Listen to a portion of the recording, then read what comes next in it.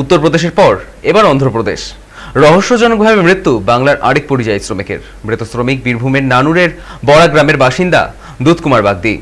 তার ক্ষতবিক্ষত দেহ উদ্ধার হয়েছে অন্ধ্রপ্রদেশের রেল লাইনের পাশ থেকে। জানা গিয়েছে কাজের উদ্দেশ্যে ব্যাঙ্গালোর যাচ্ছিল সে। এই বিষয়ে মৃতের পরিবারের দাবি, এটি নিছক দুর্ঘটনা নয়, তাকে খুন করা হয়েছে। এই একই অভিযোগ তুলেছেন বীরভূমের জেলা পরিষদের সভাধিপতি কাজল শেখও। পাশাপাশি বিজেপিকে সরাসরি আক্রমণ করেন তিনি। সূত্রের খবর, অন্ধ্রপ্রদেশের পুলিশ ইতিমধ্যে এই ঘটনার তদন্ত শুরু করেছে। এমন নৃশংস ঘটনার জেরে গোটা এলাকায় নেমে এসেছে শোকের ছায়া।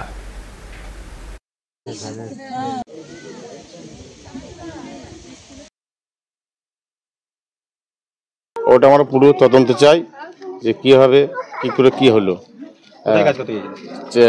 ব্যাঙ্গালোর ওখানকার আপনার ওই রেল পুলিশ যে ও মোবাইলটা পেয়েছে, দিয়ে বলছে যে না আপনাদের ওখানে আমরা ছেলে আপনাদের বাড়ির পরিবার কাটা গেছে। হ্যাঁ হিন্দিতে বলেছে গিরিয়া। আর আপনার কাজ করতে গেছিল আপনার ব্যাঙ্গালোর।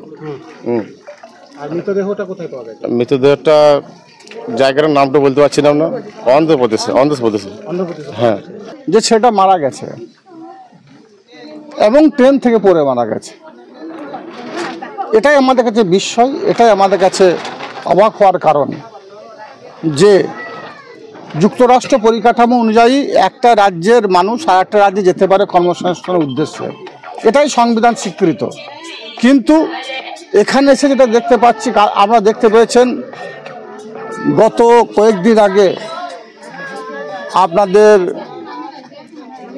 কসবা অঞ্চলের একটা আদিবাসী সম্প্রদায়ের ছেলে, তাকে নিষ্ঠুর নির্মমভাবে হত্যা করা হয়েছে।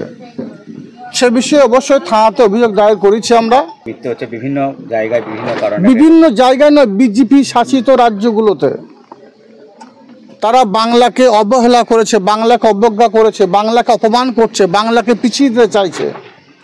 যেহেতু বাংলা এগিয়ে গেছে 2011 থেকে 2025 কয়েকটা বছরে, বাংলা সারা ভারতবর্ষের যে অঙ্গরাজ্যগুলি আছে সেই অঙ্গরাজ্যগুলি নিরিখে যদি একটু পর্যালোচনা করে দেখি, বাংলা সবার উপরে, বাংলা সবার আগে।